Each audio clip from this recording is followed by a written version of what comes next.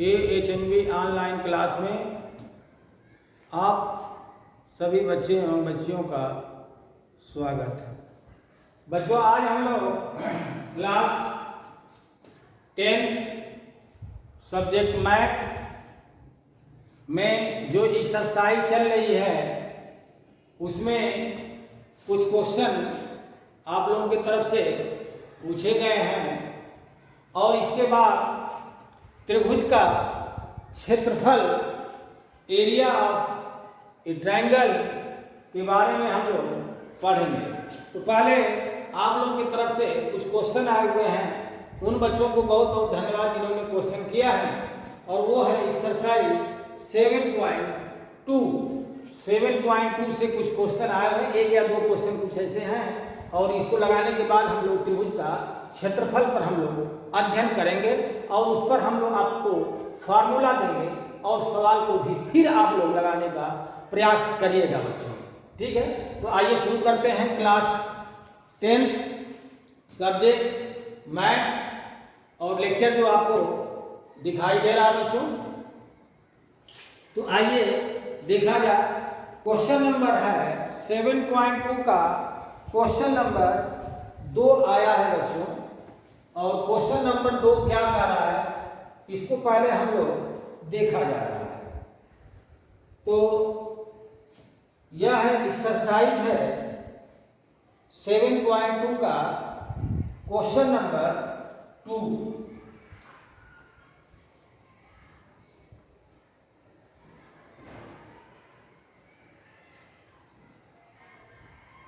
और question number 2 क्या कह रहा है बच्चों, ध्यान देना कि बिंदुओं 4 और -1, देखना सवाल बहुत बढ़िया है ये।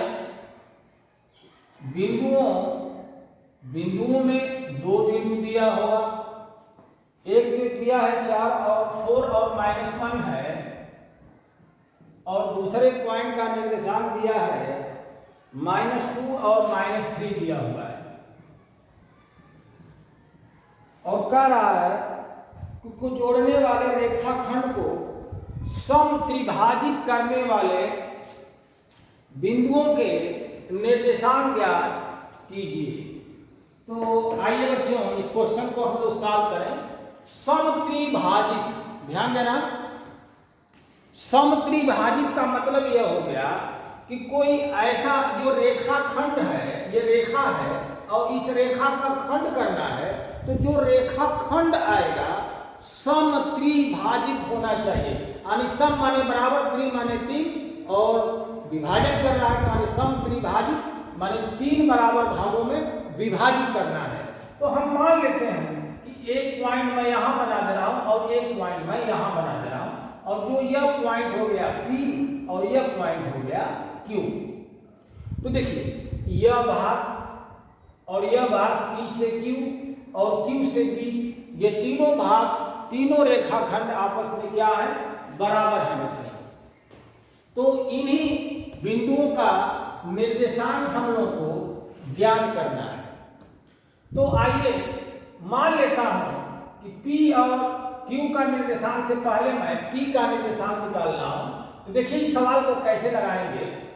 P पॉइंट का जो क्वाड्रेंट है इसको x और y मान लीजिए, ठीक है। तो जब x और y मानेंगे बच्चों तो P से A की दूरी कितनी होगी, 1 भाग होगी और P से B की जो दूरी होगी वो 2 भाग होगी, ये 2 भाग होगी बच्चों।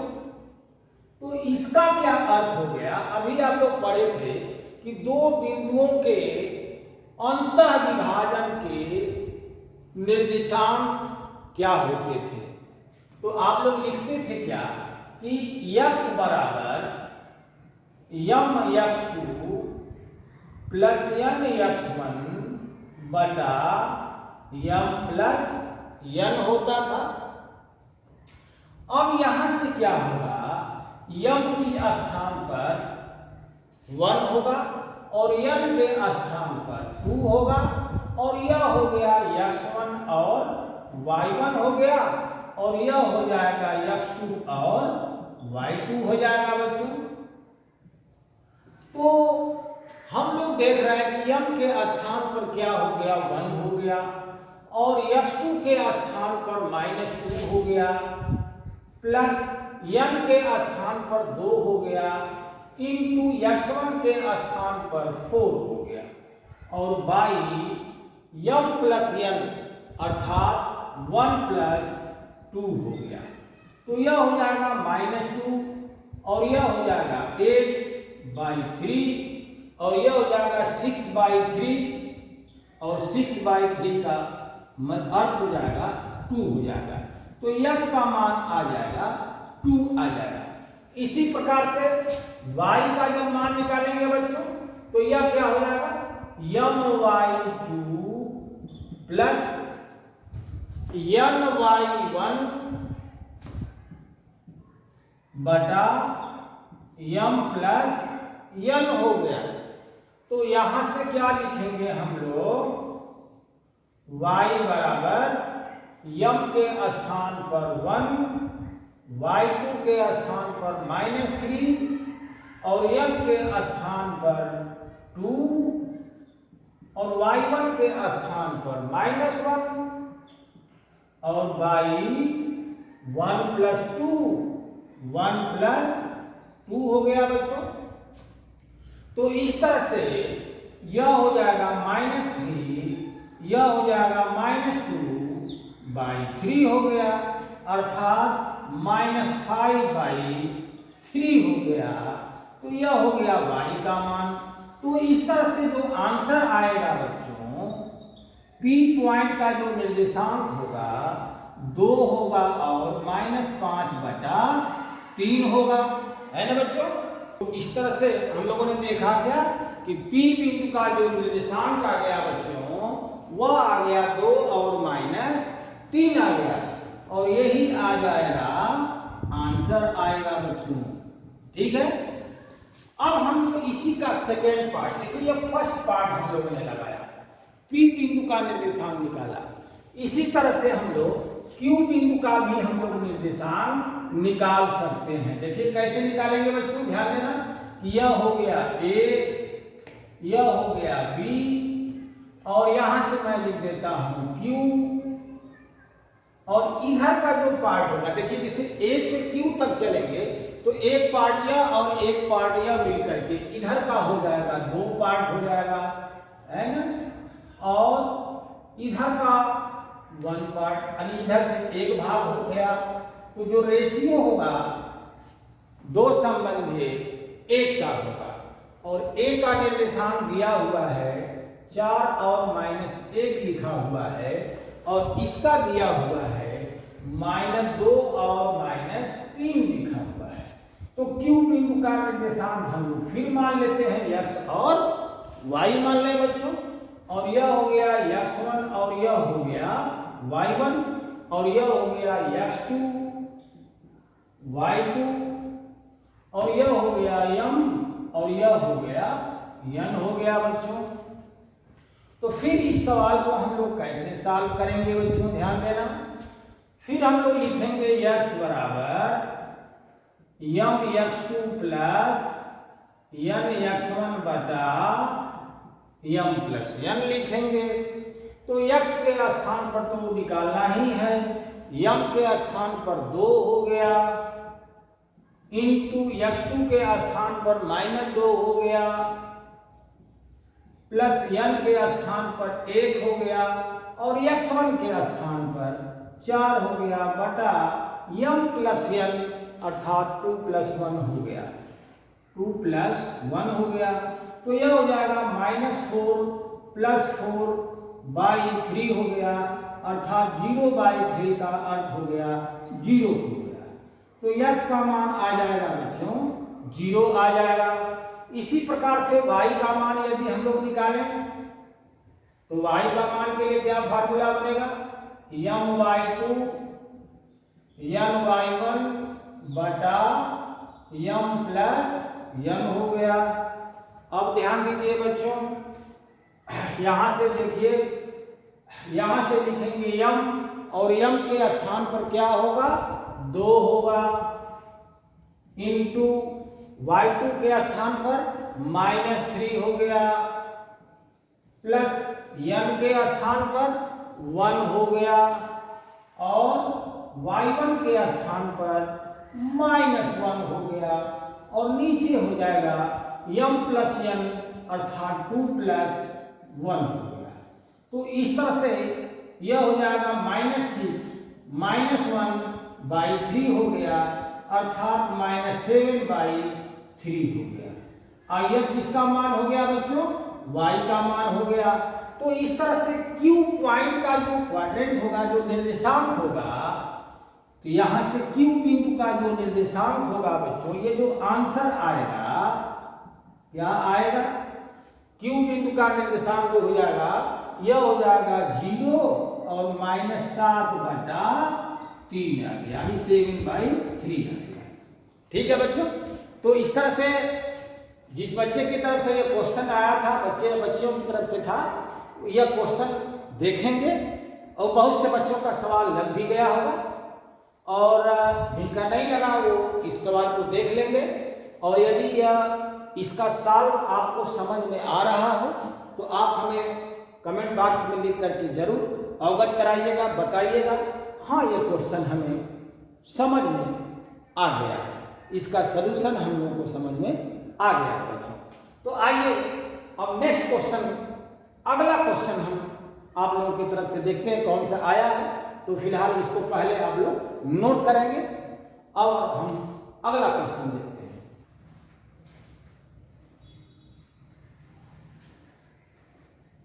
मिटा देते हैं बच्चों, आप लोग इसके लिख चुके होंगे बच्चों।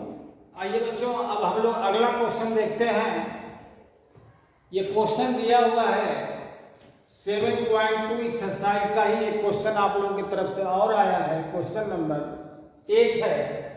कह रहा है कि ए और बी दो पॉइंट दिए हुए हैं और दोनों पॉइंट के क्वाड्रेंट को -2 और 2 और -4 दिया हुआ है और कह रहा है कि ए और बी पर कहीं कोई बीच में या कहीं पी बिंदु स्थित है और उस पी बिंदु का निर्देशांक ज्ञात करना है बच्चों, जिसमें वह पी बिंदु ए से कितने यानी ए पी ए और पी बी का जो अनुपात है वह न दे करके हम लोग को दिया है कि जो ए पी होगा वह ए बी का 3/7 गुना होगा। ठीक है बच्चों, बहुत इंपॉर्टेंट सवाल है ये सवाल बहुत ही इंपॉर्टेंट है। आप लोग इसको लगा भी लिए होंगे जिन बच्चों की तरफ से, और जिनका नहीं लगा वो भी थोड़ा इस पर ध्यान देंगे बच्चों।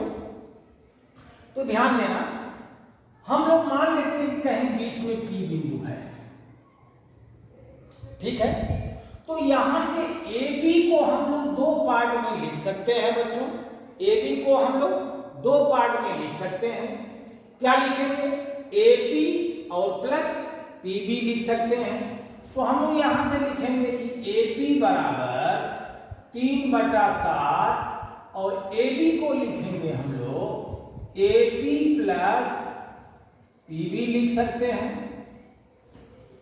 अब यहां पर ध्यान देना बच्चों, अगला स्टेप देखो, देखिए 7 का हम लोग क्या करें, इधर गुणा कर दें तो यह हो जाएगा 7AP बराबर, यह 3 का अंदर गुणा करेंगे तो यह हो जाएगा 3AP और प्लस 3PB हो जाएगा। अब AP को एक तरफ करिए और PB को एक तरफ करिए तो देखना बच्चों, यहां से 3AP जब इधर आएगा तो 7AP में से 3AP घटेगा तो हम लोग डायरेक्ट लिख देते हैं 4AP और इधर हो गया 3PB हो गया। अब हम लोग PA बटा PB भी हम लोग लिख सकते हैं। यहां से लिखें PA और बटा PB हम लोग कर दें और इधर लिख दें। देखिए इसको मैंने इधर लाया तो PA बटा PB हो गया, इसको हम लोग इधर ले जाएंगे तो यह हो जाएगा 3/4 हो जाएगा। अर्थात हम लोग लिख सकते हैं PA और रेशियो PB = 3/4 हो गया। यानी 3 संबंधित 4 के अनुपात में इसको विभाजित करेगा बच्चों। तो अगर सीधे सीधे ये सवाल यही दे दिया होता कि 3 और 4 के अनुपात में विभाजित कर रहा तो P बिंदु का निर्देशांक ज्ञात है, तो सवाल और आसान रहा होता। तो हम लोग इसको लिख दें 3 और इसको लिख दें 4 लिख दें। अब चलिए देखिए वो अंतर विभाजन होगा कि वाई विभाजन होगा, तो वो बताता था मैं कि m बाई n का मान अगर पॉजिटिव में आ जा रहा है, देखिए ये पॉजिटिव में आ रहा है तो इसलिए यह अंतर विभाजन करेगा। यहाँ पर यह धनात्मक में आ जा रहा है इसलिए यह अंतर विभाजन करेगा। अब चलिए आगे लगाते हैं।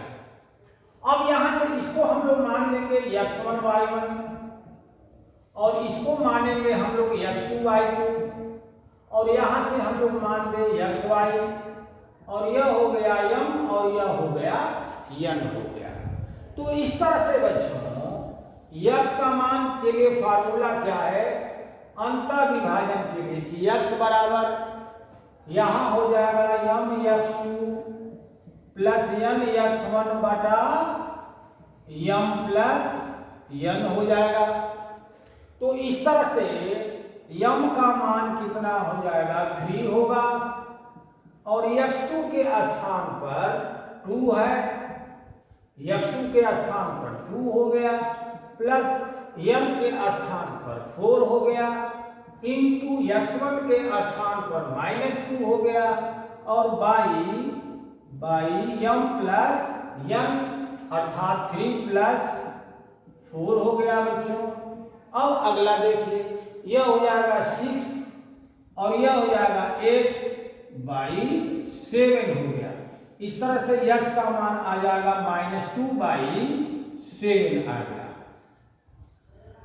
तो x का मान आ गया बच्चों -2 बाई 7 आ गया। तो यह जो x का मान आ गया -2 बाई 7, इसी प्रकार से हम लोग y का भी मान हम लोग ज्ञात कर सकते हैं। तो y का मान कितना आएगा बच्चों ध्यान देना, y बराबर लिखेंगे my2 प्लस ny1 बटा m प्लस n होगा। तो इस प्रकार से m के स्थान पर क्या लिखेंगे हम लोग 3 होगा, y2 के स्थान पर -4 हो गया, n के स्थान पर 4 हो गया इंटू y1 के स्थान पर -2 हो गया, y होगा m प्लस n यानी 3 प्लस 4 हो गया। इस प्रकार से यह हो जाएगा -12 हो गया और -8 हो गया और बाई 7 हो गया। तो यह हो जाएगा -20 बाई 7 हो गया। तो यह y का मान आ गया। तो बच्चों आंसर क्या देंगे आप लोग, जो P पॉइंट होगा इसका निर्देशांक कितना होगा बच्चों, P बिंदु का जो निर्देशांक होगा -2/7 और -20/7 होगा। ठीक है, तो हमें यकीन है कि आप लोगों को आप लोगों की तरफ से जो क्वेश्चन आया था वे दोनों क्वेश्चन हम लगा करके आप लोगों के बीच में दे दिए और आज आप लोग इसको नोट कर लीजिएगा। और अब हम लोग अगली आर्टिकल चलेंगे और वह आर्टिकल बहुत ही इंपॉर्टेंट आर्टिकल आ रही है, तो इसके पहले आप लोग इसको पहले नोट कर लें।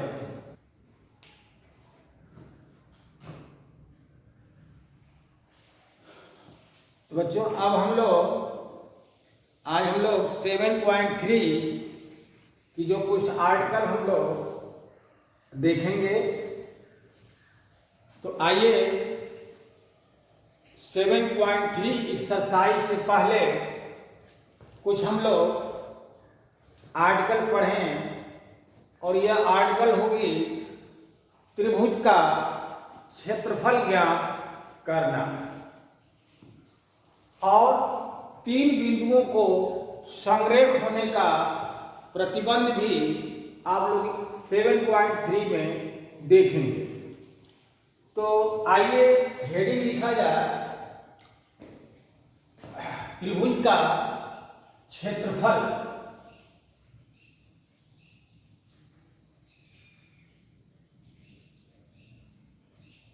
त्रिभुज का क्षेत्रफल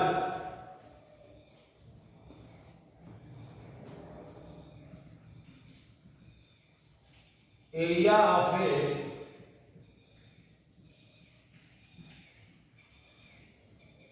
ट्रायंगल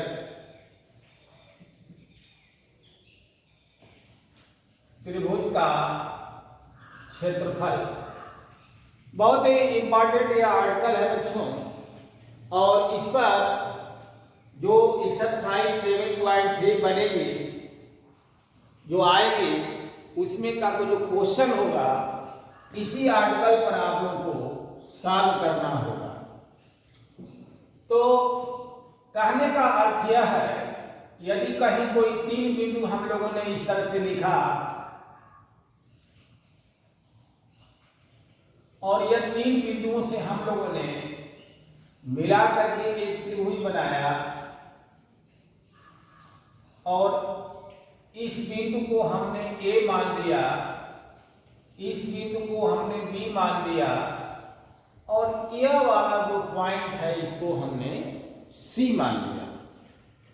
तो इस प्रकार से यह ए बी सी एक त्रिभुज हो गया, और यह तीनों त्रिभुज के तीनों शीर्षों का निर्देशांक हम मान लेते हैं कि यह x1 y1 है, और यह जो है x2 y2 है, और यह जो है x3 और y3 है। तो त्रिभुज के तीनों शीर्षों का निर्देशांक दिया रहेगा, और आपको इस त्रिभुज का क्षेत्रफल ज्ञात करना होगा। तो आइए पहले हम लोग फार्मूला देखा जाए, फार्मूला क्या बनेगा और वो फार्मूला कैसे आएगा बच्चों। तो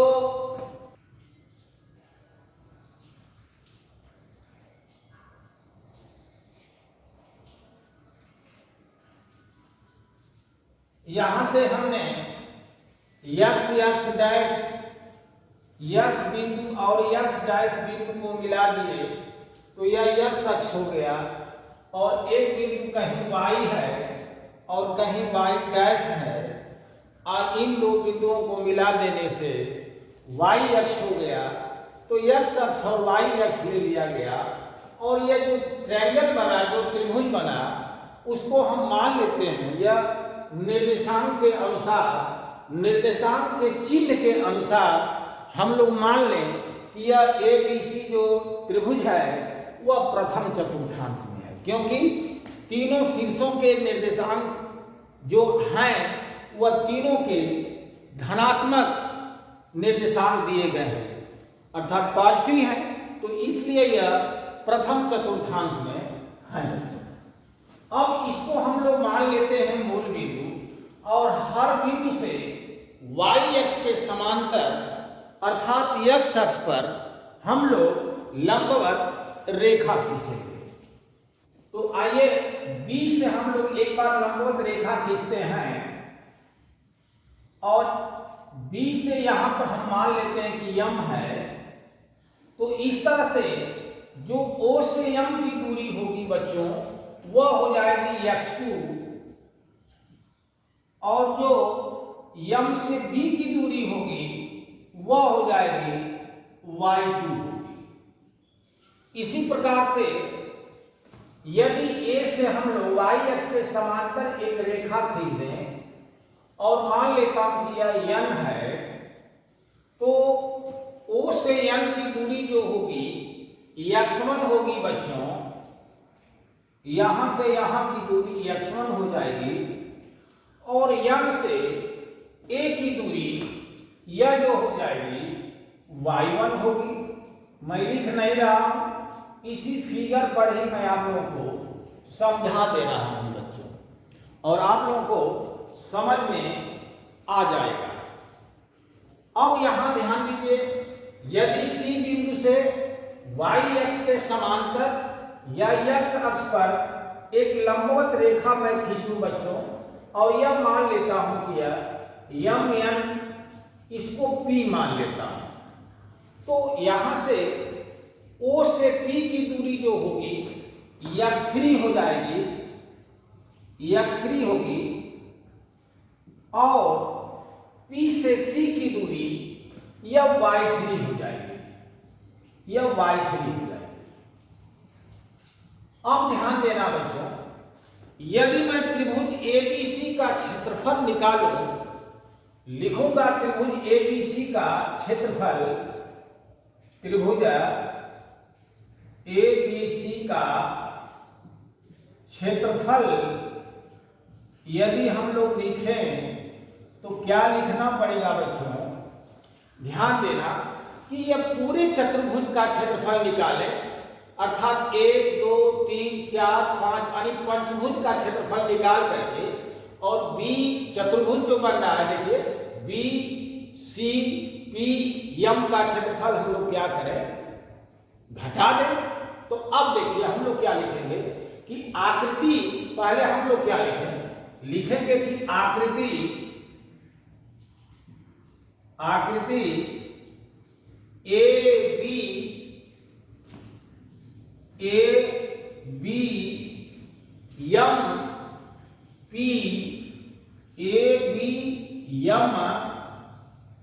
P C और फिर A ले चलता, जहां से उठाएंगे वहीं बिंदु पर फिर हम लोग चलते हैं।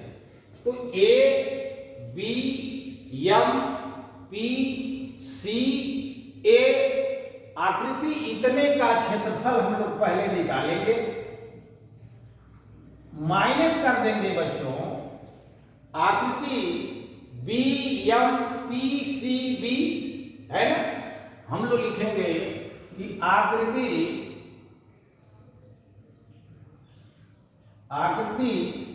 B M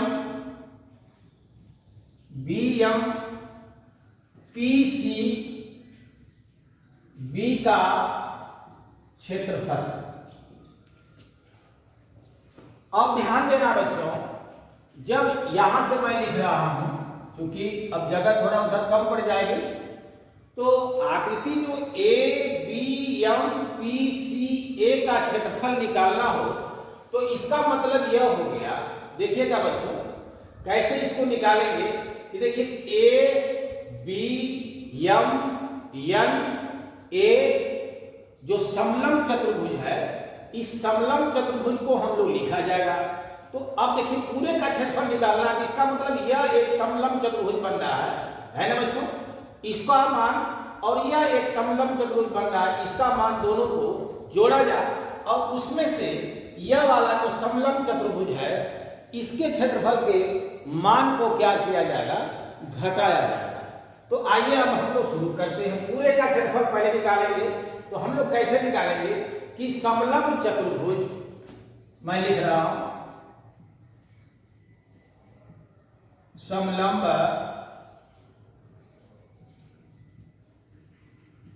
चतुर्भुज AB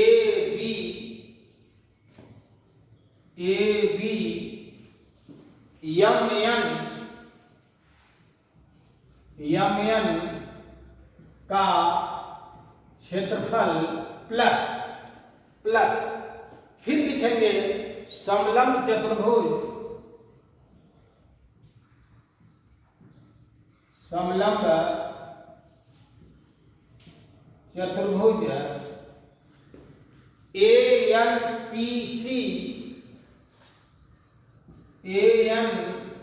ANPC का क्षेत्रफल जोड़ेंगे, और पूरे का क्षेत्रफल जोड़ने के बाद जब दोनों का क्षेत्रफल जोड़ लेंगे बच्चों, तो उसमें से हम लोग क्या करेंगे कि समलंब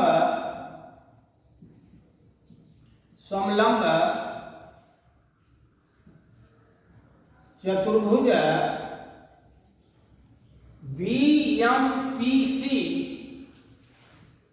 BMPC का क्षेत्रफल क्या करेंगे हम लोग?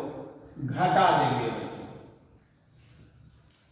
तो आइए अब इसका समलंब चतुर्भुज का क्षेत्रफल निकाला जाएगा, और समलंब चतुर्भुज का समलंब चतुर्भुज का क्षेत्रफल का फार्मूला क्या होगा, अब इस पर थोड़ा ध्यान दीजिए। तो हम लोग जब पढ़े होंगे, यदि कोई समलंब चतुर्भुज बन रहा है तो समलंब चतुर्भुज में दो भुजा जो अपोजिट साइड यानी कि आमने सामने की भुजा यदि कोई समांतर है तो उन समांतर भुजाओं का योगफल करेंगे। अर्थात मैं यहां से लिख दे रहा हूं, समलंब चतुर्भुज का समलंब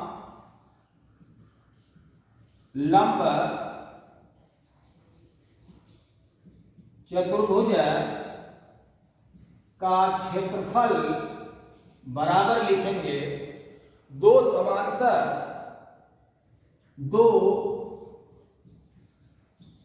समांतर यहां से चूंकि जगह कम पड़ जाएगी बच्चों, मैं यहां से लिख देता हूं, दो समांतर भुजाओं का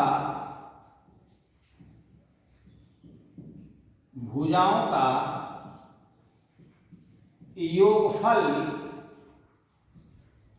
दो समांतर भुजाओं का योगफल गुणे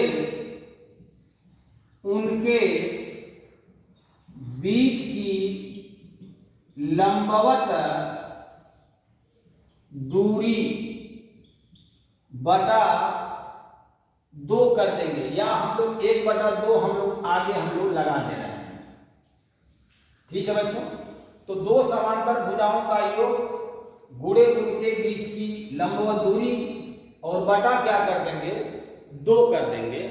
तो इस तरह से समलंब चतुर्भुज का क्षेत्रफल निकल जाएगा, ज्ञात हो जाएगा। तो आइए बच्चों अब हम लोग यहां से लगाते हैं समलंब चतुर्भुज ABMN का क्षेत्रफल। तो ABMN का क्षेत्रफल है तो दो समांतर भुजाओं का योगफल करेंगे।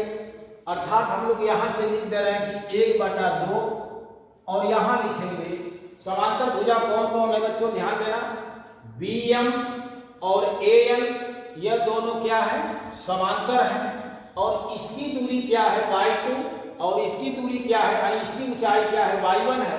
तो हम लोग लिख सकते हैं कि y2 + y1 लिखें, या हम लोग y1 + y2 कर दें और गुणे इन दोनों समांतर भुजाओं के बीच की लंबवत दूरी देखेंगे। ये इधर से दूरी, यह दूरी या इधर दूरी, यह नहीं देखेंगे। लंबवत दूरी जो होगी MN होगी। और MN का मान कैसे निकलेगा बच्चों, मैं यहाँ पर समझाने की ज्यादातर कोशिश कर रहा हूँ, लिख कम पा रहा हूँ, तो आप लोग समझने का प्रयास कीजिएगा। MN का मान यदि निकालना है बच्चों, तो MN का मान कैसे निकलेगा कि O से N की दूरी में से O और M की दूरी क्या करें, घटा दें। अर्थात x1 में से x2 का मान घटा देंगे। तो यहां से लिखेंगे x1 - x2 कर देंगे। अब यहां से चलता हूं प्लस 1/2 यहां पर भी हो गया, या 1/2 मैं यहां से यह लिख दिया। समलंब चतुर्भुज इसका क्षेत्रफल निकल गया। अब मैं इसका क्षेत्रफल निकालने जा रहा हूं ANPC। तो ANPC का जब क्षेत्रफल निकालेंगे तो हम लोग फिर लिखेंगे 1/2 दो समांतर भुजाओं का योगफल। तो इसमें कौन कौन समांतर है, AN है और CP है, यह दोनों समांतर है, क्योंकि ये भी y अक्ष के समांतर है और ये भी y अक्ष के समांतर है। तो जब यह इसके समांतर होगा और यह भी इसके समांतर होगा तो ये भी दोनों आपस में क्या हो जाएंगे, समांतर होंगी। इस तरह से AN और CP दोनों आपस में समांतर रेखाएं हैं और दोनों समांतर रेखाओं का योगफल किया जाएगा, अर्थात y1 + y3 लिखा जाएगा। तो यहां लिखूंगा y1 + y3 गुणे इन दोनों समांतर भुजाओं के बीच की लंबवत दूरी निकालेंगे। अर्थात M से P की दूरी निकालेंगे बच्चों। तो M से P की दूरी का क्या अर्थ हुआ कि O से P की दूरी जो x3 है और O से N की दूरी जो x1 है, तो यह पूरी दूरी में से यह वाली दूरी क्या करना पड़ेगा, घटाना पड़ेगा, या इसको लंबाई से समझिए या आप इसको दूरी से समझिए। ठीक है बच्चों, तो इस तरह से लिखेंगे x3 माइनस x1 हो गया, यहां से लिखेंगे x3 माइनस x1 हो गया, और माइनस 1/2 लिख दे रहा हूं। अब थोड़ा ध्यान देना बच्चों, माइनस 1/2 और यहां से समलंब चतुर्भुज BMPC का क्षेत्रफल है, तो BMPC कहां है बच्चों? BMPC यहां है, तो इसका मतलब कि BM और PC यह दोनों भुजाएं आपस में क्या हैं? समांतर हैं। BM और CP यह दोनों समांतर भुजाएं हैं, तो इन दोनों समांतर भुजाओं का क्या करेंगे? योगफल करेंगे, अर्थात y2 प्लस y3 करेंगे। तो यहां से मैं लिख दे रहा हूं y2 प्लस y3 गुणे दोनों समांतर भुजाओं के बीच की लंबवत दूरी अगर देखें तो m से p की दूरी घटानी पड़ेगी, अर्थात यहां से यहां की दूरी क्या है? x3 है, और यहां से यहां की दूरी क्या है? x2 है। तो इसका मतलब OP में से OM घटाएंगे तो MP निकल जाएगा, अर्थात x3 माइनस x2 करना पड़ेगा। तो यहां से लिख दे रहा हूं मैं x3 माइनस x2 हो गया। अब यहां पर ध्यान देना बच्चों, यह जो आएगा x 1/2 मैं बाहर कर दे रहा हूं, ठीक है, और इसको हम लोग लिखेंगे, देखिएगा y1 प्लस y2 या x1 माइनस x2 कर दे रहा हूं, और इस ब्रैकेट में हो जाएगा y1 प्लस y2 हो गया। इस वाले ब्रैकेट में देखें तो x3 माइनस x1 लिख रहा हूं, और यह वाले ब्रैकेट में y3 प्लस y1 कर दे रहा हूं। देख लीजिएगा बच्चों, अगला अगर देखेंगे तो माइनस हो जाएगा, इसको हम लोग लिखेंगे 1/2 बाहर हो गया है, तो यह हो जाएगा x3 माइनस x2, और दूसरे में हो जाएगा y3 प्लस y2 कर देना है। या तो आप लोग इस प्रकार से याद कर लीजिए, यही फार्मूला होगा, या आप लोग 1/2 कर लीजिएगा और यहां से लिख दीजिएगा x1 कर दीजिए, और यहां से y2 माइनस y3 कर लीजिए, और प्लस x2 लिख लीजिए, तो यहां से होगा y3 माइनस y1 होगा, और प्लस x3 लिख देंगे, तो यहां से हो जाएगा y1 माइनस y2 हो जाएगा। और इसको वर्ग, इकाई या स्क्वायर यूनिट आप लोग लिख सकते हैं। तो इस तरह से जो त्रिभुज के यदि तीनों शीर्षों का निर्देशांक दिया हो बच्चों, तो आप लोग इस फार्मूले से त्रिभुज का क्षेत्रफल ज्ञात कर सकते हैं। आप लोग इसका पूरा कर लीजिए पूरे का, और ये भी पूरा कर लीजिए, दोनों का मान सेम आ जाएगा। यहां पर मैं डायरेक्ट लिख दिया, तो इसे आप लोग घर पर तोड़ करके देख सकते हैं। इसको याद करने का तरीका कैसे होता है बच्चों, ध्यान देना। जैसे कहने का मतलब यह है कि त्रिभुज में कितने शीर्ष हो गए? 3 शीर्ष हो गए, और 3 का अर्थ हो गया 1 2 3 हो गया। तो इसको कैसे याद करते हैं बच्चों, ध्यान दीजिएगा। आप x y2 माइनस, देखिए 1 2 3 x लिखिए और y माइनस y1, देखिए जैसे ऐसे लिख लीजिए। आप लोग याद करने का तरीका कैसे याद करेंगे? x y माइनस y कर लीजिए, x y माइनस y कर लीजिए, और x y माइनस y कर लीजिए। तो आप लोग क्या करिएगा, त्रिभुज में 3 शीर्ष है या 3 भुजा है, इसलिए इसको हमने 3 बार लिख दिया बच्चों। अब ध्यान दीजिए कैसे वहां पर 1 2 3 लिखना है।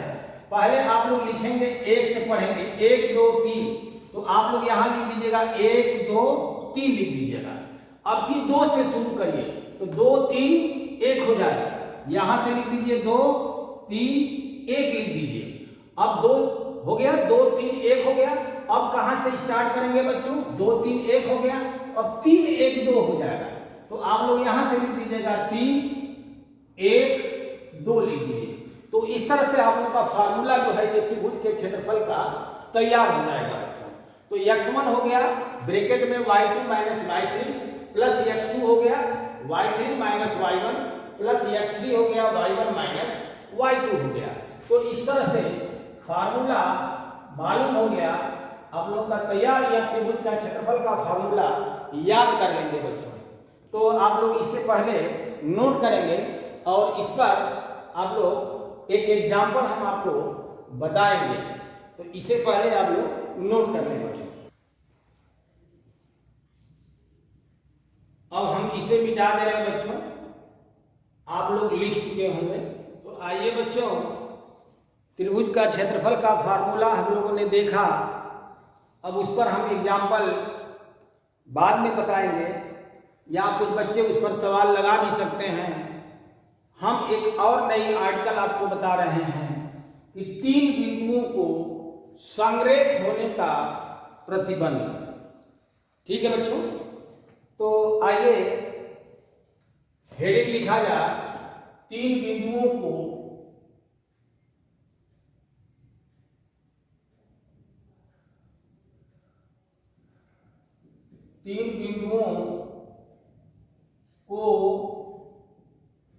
संरेख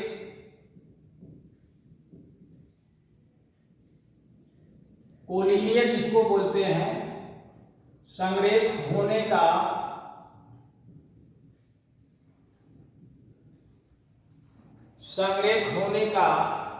प्रतिबंध।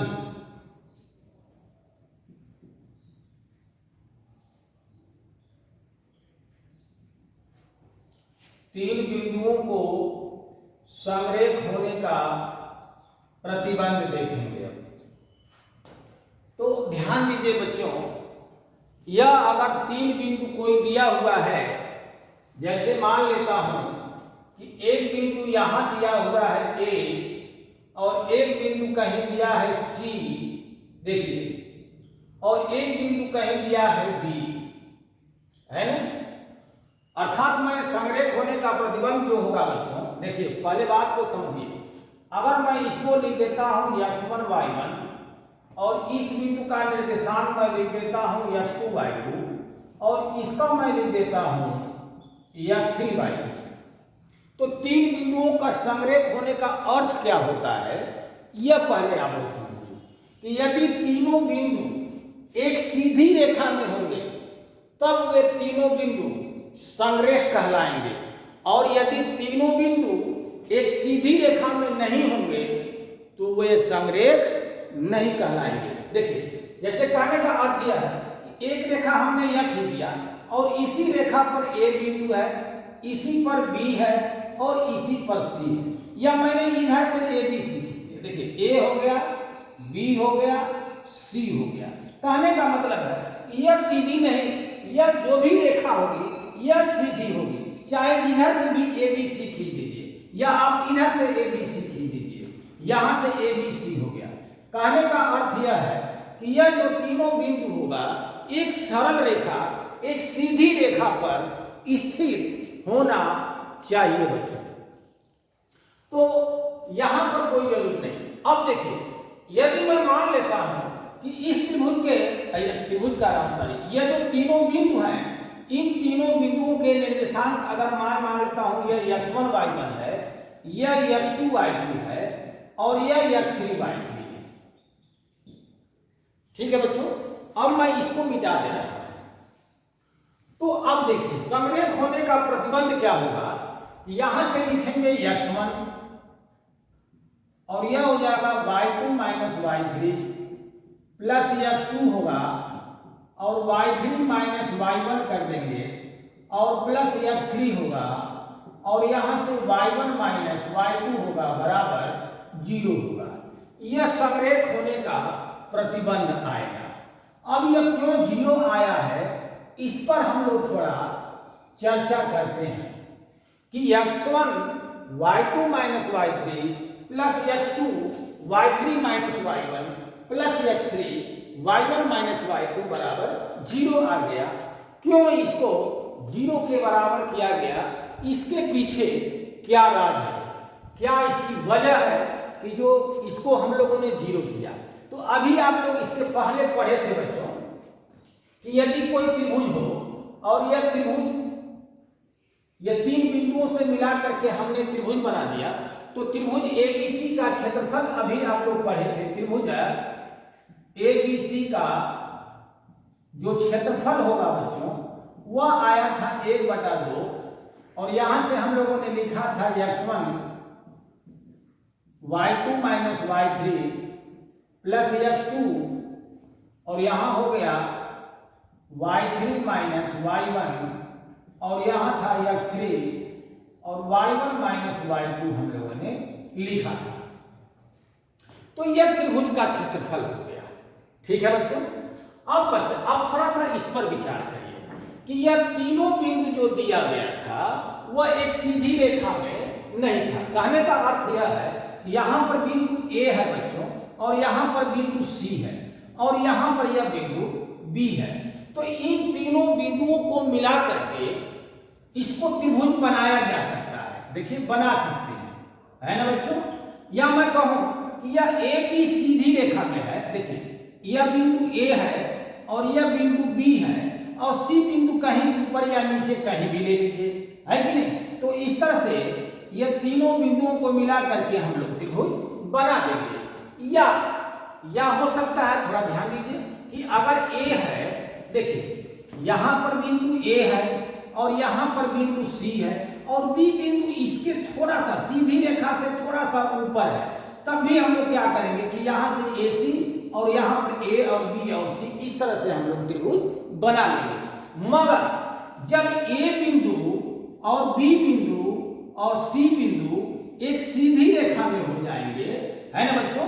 तो A B C अगर यह तीनों बिंदु एक सीधी रेखा में हो जाएंगे तो इन तीनों बिंदुओं को मिला करके त्रिभुज का निर्माण नहीं कर पाएंगे। समझ में आ रहा बच्चों? यदि देखिए ये तीनों बिंदु, जैसे B बिंदु एकदम इस पर आ जाएगा तो A B C एक सीधी रेखा में हो जाएंगे। तो इसलिए A B इससे यह वाला B बिंदु यदि यहाँ आ जाएगा बच्चों तो यह A B C को मिला करके त्रिभुज के शीर्ष नहीं बना पाएंगे, अर्थात वो त्रिभुज नहीं बन पाएगा। और जब त्रिभुज नहीं बनेगा तो त्रिभुज का क्षेत्रफल कितना होगा बच्चों? तब त्रिभुज का क्षेत्रफल 0 होगा। जब त्रिभुज बनेगा ही नहीं तो त्रिभुज का क्षेत्रफल कहां से आएगा? इसलिए त्रिभुज का क्षेत्रफल क्या हो जाएगा? 0 हो जाएगा। कब? जब ये तीनों बिंदु एक सीधी रेखा में होंगे तब। ठीक है बच्चों? तो अब आप लोगों को समझ में आ गया होगा कि अब त्रिभुज का क्षेत्रफल क्या कर देंगे हम लोग? 0 कर देंगे। त्रिभुज ABC का क्षेत्रफल बराबर 0 कर देंगे। क्यों 0 कर दिया? क्योंकि त्रिभुज बन ही नहीं पाएगा। ठीक है बच्चों? तो यहां से अब मैं लिख देता हूं A, यहां लिख दिया B और यहां लिख दिया C और यह हो गया x1 y1 और यह हो गया x2 y2 और यह लिख दिया हमने x3 y3। तो जब त्रिभुज का क्षेत्रफल 0 हो जाएगा, है ना बच्चों? त्रिभुज बनेगा ही नहीं, त्रिभुज का क्षेत्रफल 0 हो जाएगा। तो त्रिभुज का क्षेत्रफल जब 0 हो गया तो इसका मतलब कि यह त्रिभुज बनेगा ही नहीं। अब जब त्रिभुज नहीं बना तो अब हम लोग क्या लिखेंगे? त्रिभुज का क्षेत्रफल का फार्मूला तो यह था, तो हम लोग यहां से लिखेंगे कि 1/2 y2 minus y3 plus x2 y3 minus y1 x3 y1 minus y2 बराबर क्या हो गया? 0 हो गया। तो अब अगली लाइन क्या होगी बच्चों?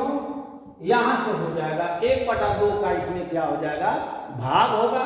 तो जब 1/2 का 0 में भाग देंगे तो क्या आ जाएगा? 0 ही आएगा।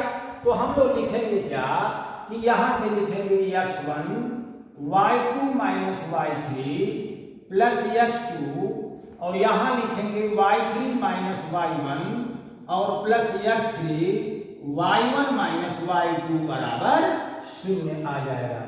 इसी प्रकार से यह जब तीन बिंदु एक सीधी रेखा में होंगे तो इस तरह से इसका प्रतिबंध बनेगा जो आपको दिखाई दे रहा है यहां से।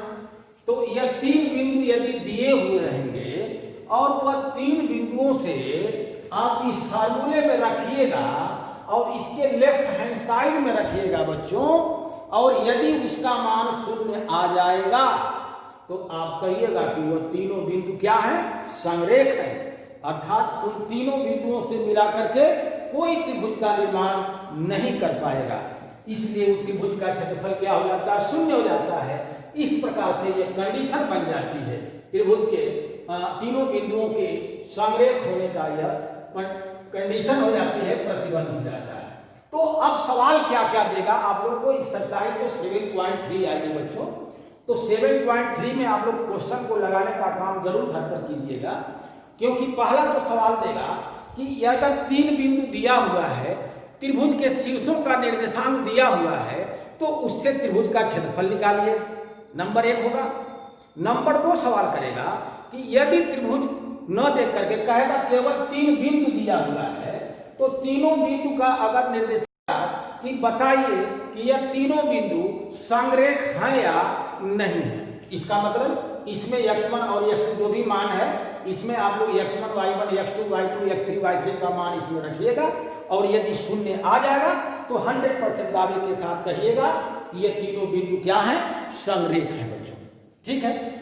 तीसरे टाइप का क्वेश्चन देगा क्या कि यदि ये तीनों बिंदु संरेख है, जैसे मान लेता हूं यहां पर लिख दिया, कहीं 2 3 लिख दिया, मैं सवाल बना रहा, हो सकता है गलत भी हो जाए, तो अब मैं ऐसे कोई है नहीं, ये सवाल ही है, 2 3 है, यहाँ पर मान लीजिए 4 है और k है, और यहाँ लिख दिया 7 और 9 लिख दिया मान लीजिए, और कहेगा कि ये तीनों बिंदु संरेख है, तो k का मान ज्ञात कीजिए। तो आप लोग x1 y1 x2 y2 x3 y3 की जगह पर रखेंगे, y2 की जगह पर k होगा, और जब संरेख है तो आप लोग 100% कहिएगा कि यह संरेख होने का प्रतिबंध नहीं होता, बराबर 0 होता है, इसलिए इसका मान इसमें रखिएगा और बराबर 0 ले करके चलिएगा। और जब ले करके चलेंगे तो इस तरह से k का मान आप लोग सॉल्व कर सकते हैं। तो यह सवाल कोई जरूर नहीं था कि सवाल सही ही था, है ना बच्चों।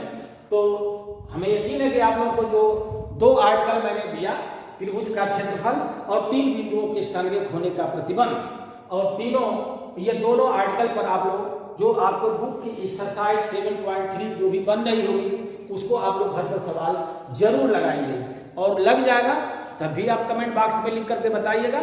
और यदि कोई क्वेश्चन चाहे विविध प्रश्नावली का सवाल हो, कहीं का कोई क्वेश्चन अगर आपसे न लग पा रहा हो, तो आप कमेंट बॉक्स में लिख करके हमें जरूर अवगत कराइए, हम वो क्वेश्चन सॉल्व करके आप लोगों के बीच में जरूर भेजेंगे। इसी के साथ आज के लेक्चर, आज का जो भी पार्ट, जो भी वीडियो बन रही है, इसको हम यहीं पर क्लोज कर रहे हैं। आप सभी बच्चों का बहुत बहुत धन्यवाद बच्चों।